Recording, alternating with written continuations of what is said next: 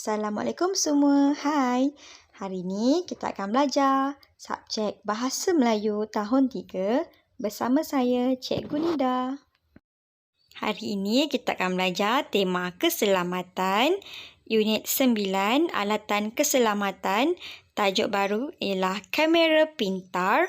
Kemahiran akan kita pelajari pada hari ini ialah seni bahasa.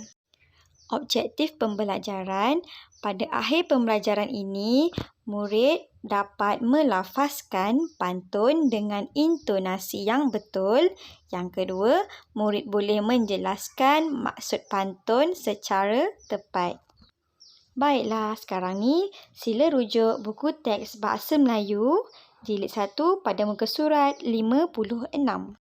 Baiklah, sekarang ni bila kamu buka muka surat 56, kamu boleh nampak tajuknya ialah kamera pintar.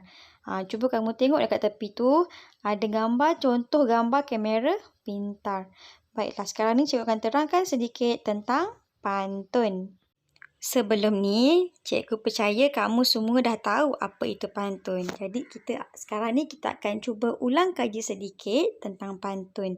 Pantun ni ialah sejenis puisi tradisional masyarakat Melayu. Pantun ni juga ada banyak baris ataupun disebut kerat. Yang pertama ada pantun 2 kerat, 4 kerat, 6 kerat dan 8 kerat.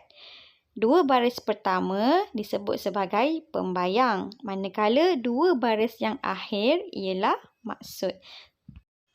Ini ialah sebuah pantun. Okey, pantun ni kamu boleh lihat 2 baris di atas ialah pembayang dan 2 baris di bawah ialah maksud. Tapi berbalik kepada objektif kita, kita akan cuba cari maksud pantun. Jadi cikgu kamu kena fokus kepada 2 baris yang di bawah. Baiklah, sekarang ni cikgu dah berikan kepada kamu yang mana satu pembayang dan juga maksud. Okey, pertama sekali, apa kita perlu buat? Kita perlu baca dahulu pantun menggunakan intonasi yang betul. Yang kedua, kita cari maksud pantun dalam pantun ini. Okey, ketiga, cuba kita bina ayat menggunakan maksud pantun yang diberikan. Jelas semua? Murid-murid boleh ikut lafaz pantun bersama cikgu. Buah lontar masak berisi, dari rantau tanam di laman. Kamera pintar, alatan inovasi untuk memantau sekitar kediaman. Pergi ke pekan mencari celagi, di dalam raga ikan gelama. Usah fikirkan harga yang tinggi, keselamatan keluarga lebih utama. Ke pantai Mersing mencari lokan, pacu kuda membawa sekam. Boleh berpusing mengikut gerakan, sentiasa waspada untuk merakam. Dari permatang membawa pulasan, pulasan dibawa ke hujung jati. Tetamu datang dapat dikesan, pencuri didakwa senang dibukti. Bagi rangkap pertama dan rangkap kedua dalam buku teks kamu dah disediakan maksud pantun, iaitu kamu boleh baca sendiri. Sekarang ni kita fokus untuk cari maksud pantun untuk rangkap ketiga dan rangkap keempat. Baiklah, sekarang ni kamu boleh lihat maksud yang diberikan dalam pantun, iaitu 2 baris terakhir, boleh berpusing mengikut gerakan, sentiasa waspada untuk merakam. Maksudnya, kamera ini boleh berpusing mengikut gerakan dan perlulah berhati-hati untuk merakam. Itu ialah maksudnya. Dan seterusnya untuk rangkap yang keempat, tetamu datang dapat dikesan, pencuri didakwa senang dibukti.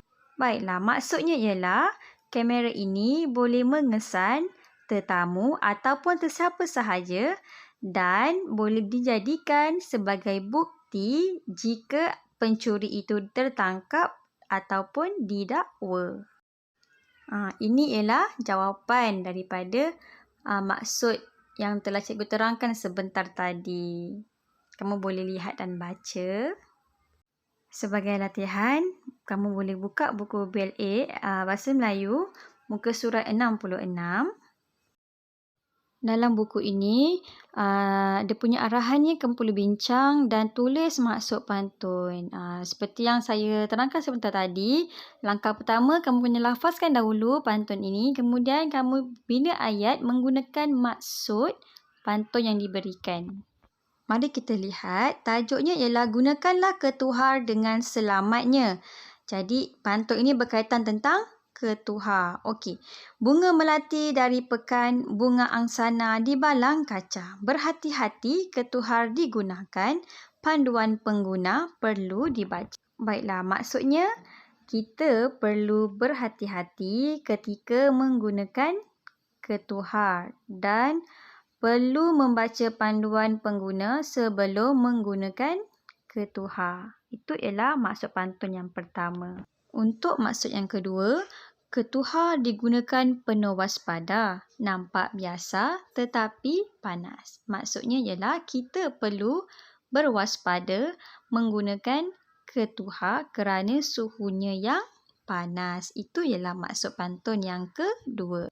Baiklah, ini ialah contoh maksud pantun yang sama seperti apa yang cikgu terangkan. Baiklah, sekarang kita pergi kepada rangkap yang ketiga dan rangkap yang keempat. Sekarang, untuk rangkap ketiga, bersarung tangan, elakkan kecederaan, tidak tersentuh, ketuhar panas. Maksudnya ialah kita perlu bersarung tangan untuk elakkan kecederaan kerana terlalu panas. Untuk rangkap terakhir, cukup senang panaskan makanan, ikuti langkah, sesuaikan suhu. Maksudnya ialah ketuhar boleh memanaskan pelbagai makanan mengikut langkah dan kesesuaian suhu. Itu sahaja. Jadi murid-murid boleh salin. Kalau kamu nak ikut ataupun kamu ada cadangan sendiri, kamu boleh bina ayat kamu sendiri. Baiklah, itu sahaja daripada saya. Saya harap kamu faham dan sekian. Terima kasih. Bye.